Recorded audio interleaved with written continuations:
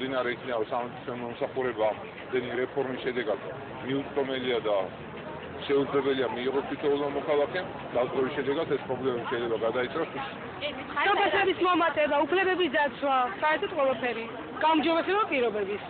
თავარი უნიშნელოვანესი არის ჩემი აზრით ორი მოთხოვნა, ერთი რომელიც ითხოვს დროების დაუსახლებლებისათვის კომპენსაციის გაცემას, რომელიც მინიმალური პენსიის ოდენობის უნდა იყოს და ყველამ უნდა მიიღოს. კარგად მოგესწრებათ, როგორი მასობრივი უმუშევრობაა საქართველოში ამას ეს კრიზისის საერთოდ, ხოლო მეორე გახავთ ძალიან მნიშვნელოვანი 37 შრომის კოდექსის 37 მუხლის პუნქტთან დაკავშირებით, რომ ეს ფორმულირება უნდა შეიცვალოს შრომის კოდექსში, რომ ადამიანების უმიზეზო დათხოვნა აკრძალული იყოს ჩვენ ქვეყანაში. განსხვავებულ ადმინისტრაციულ სასამართლოს შენობაში მცხოვრები დევნილები ელექტროენერგიით მომარაგებას ითხოვენ. ამ მოთხოვნით მათ დღეს აქცია გამართეს აგვისტოს ომის შედეგად დაზარალებულ მოსახლეობას უკვე 6 დღეა რაც ელექტროენერგია არ მიეწოდება.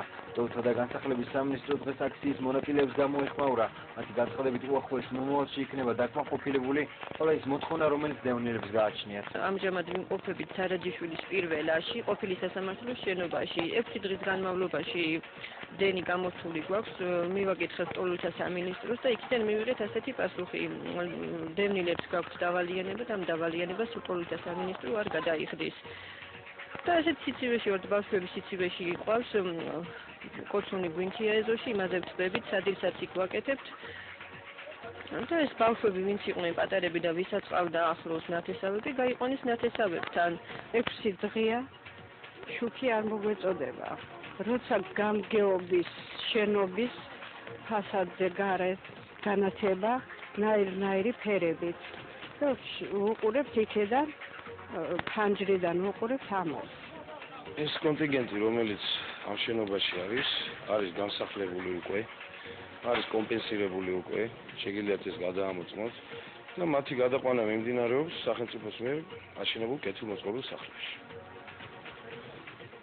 მიმდინარეობს დღეს გუშინ წინ ხვალზე გაგრძელდება და ეს ნელა გადავიყვანთ ამ ხალხს ყველას, ვინაიდან ისინი არიან უკვე კომპენსირებული ზოგი მათგანი განსახლებული და გადავიყვანთ, არანაირი პრობლემა არ არის სახელმწიფოს მიერ კეთილმოწყობილ სახლებში. რაიონში მცხოვრები დევნილები ხელისუფლებისგან დახმარებას ითხოვენ. მათი თქმით, ხელისუფლება და გდაინაზალოდების რაიონის გამგეობის თანამშრომლები შენობიდან მათ გამოსახლებას ცდილობენ და ამ მიზნით დღეს შენობაში რამდენიმე ოთახი დაიბრუქა. ნაზალოდების რაიონში აფხაზეთიდან და ცხინვალიდან მცხოვრებ დევნილთა მდგომარეობაზე ტოლთა და განსახლების სამინისტროში სატელევიზიო კომენტარი არ კეთდება. თუმცა მათი ინფორმაციით, ამ შენობაში დევნილები რამდენიმე თვის წინ თვითნებურად შესახლდნენ და ისინი არც რეგისტრაციაზე არიან აყვანილები. სამინისტროს ინფორმაციით, ყოფილი მუსიკალური სკოლიდან დევნილთა იმ კატეგორიის გამოსახლება დაიწყება, რომელთაც დროებით საცხოვრებელი სახლები უკვე აუშენდათ. დღეს ხო არ გაგდებთო აქედან ხვალდილიდან გაიმზადეთ ყველაფერი და ხვალდილიდან გადიდო. ჩვენ აფხაზეთის დევნილები. მე ვუთხარი, სად უნდა წავიდე? სადაც ცხოვრობდით იქ. ნაკირავებში ვიყავი მეთქი და აპრილის წესშიო თქვენო დაგაკმაყოფილებს თქვენი სამინისტრო და მანამდე თავი შეაფარეთ და სადაც გინდათ იქ. სად წავიდე? არაფერი დახმარება არ აქვს. ისეთი გამყარებული ვარ, რომ რაუდად ჩემგანები არ ვიცი.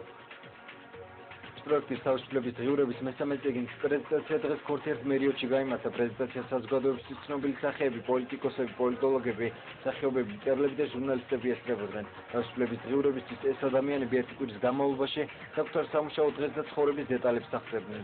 ამის შემდეგ მთელი წლის განმავლობაში მოგროვილი მასალა მესამე წიგნის სახით გამოიცა. თუმცა წელს პირველად ღიურებთან და აუდიო მასალასთან ერთად დოკუმენტური ფილმიც გადაიღეს. პროექტი უკვე 3 წელი არსებობს. მომავალ წლიდან თავისუფლების ღიურების ხელმძღვანელები პროექტის გაგრძელებას აპირებენ. მაქსიმალურად ვცდილობთ, რომ ფართო სპექტრი მოვიცვათ საზოგადოების. ვცდილობთ, რომ ნაკლებად ცნობილი ადამიანებიც გვყავდეს, თუმცა ჯერჯერობით მაინც ვერ ვახერხებთ ამას. ძირითადად გვყავს მაინც უფრო ცნობილი ხალხი. ღიურებს არტისტები წერენ. ოღონდ ღიურის ფორმატით არა, ეს არის უფრო ძალიან მნიშვნელოვანი მომენტები, სადაც ემოციურად მაღალ საფეხურზე იყო ადამიანი, იმას ხშირ შემთხვევაში ავაფიქსირებთ ხოლმე იმისთვის, რომ შემდგომში ძალიან ადვილია ამ ემოციის გამოწვევა, როგორც კი ფაქტებს იხსენებ. ამიტომ თქვათ ეს არ იყო, მაგრამ მე ვერ გეტყვით რომ ამას ყოველდღე ვაკეთებ, ან შარშანს არ გამიკეთებია. ცოტა მეზარება ხოლმე და ეს ამ შემთხვევაში უნდა გამეკეთებინა და გავაკეთე. საბედნიეროდ მხოლოდ ერთი კვირის დაწერა მომიწია და არა მეტისა, მეც ალბათ ვერც მოახდენდი. დანარჩენი ჩემი დღიურები მე მგონი საპარლამენტო მოსმენებზე დავწერე, როდესაც დეტალურად მოუყევი საკუთარი საქმიანობის შესახებ უკვე ომის პერიოდში და ომამდე. ეს მე მომიწია მაშინ, როდესაც ჩემთვის პირველი დღეები იყო მინისტრობისა. თავისთავად არ იყო ადვილი, თან ადვილი არ იყო ის, რომ ჩემი მეგობარი დაიღუპა ამ პერიოდში და რა ვიცი, ეხლანდელი გადასახებზე მე მგონი ძალიან ხუთშვილიც გამომივიდა.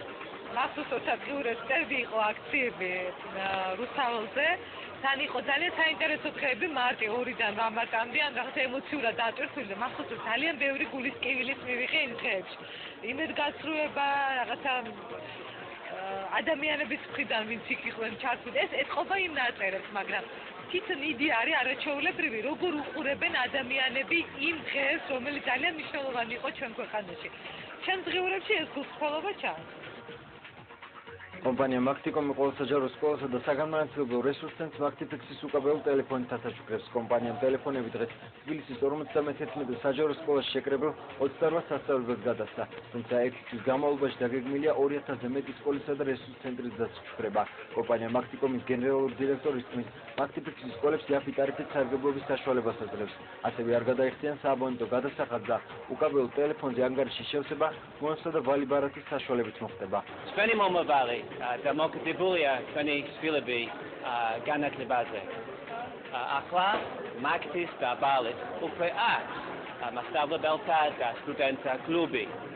დღეს მე მიხარია, რომ ყველა სკოლა მთელ საქართველოში ექნება მაგტიფიქსი. თებერვლის თვეში მაგტიფიქსის უსადენო ტელეფონი უფასოდ გადაეცემა საქართველოს 2251 სკოლასა და საგანმანათლებლო რესურს ცენტრს.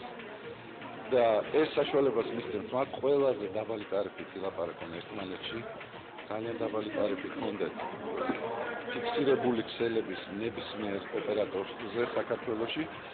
ყველაზე დაბალი ტარიფი ჰქონდათ მართლისა და ბალის სააბონეტოებთან სასაუბროდ, არ ექნებათ არანაირი სააბონეტო და გადახდა იქ მოხდება მონოპარაკი.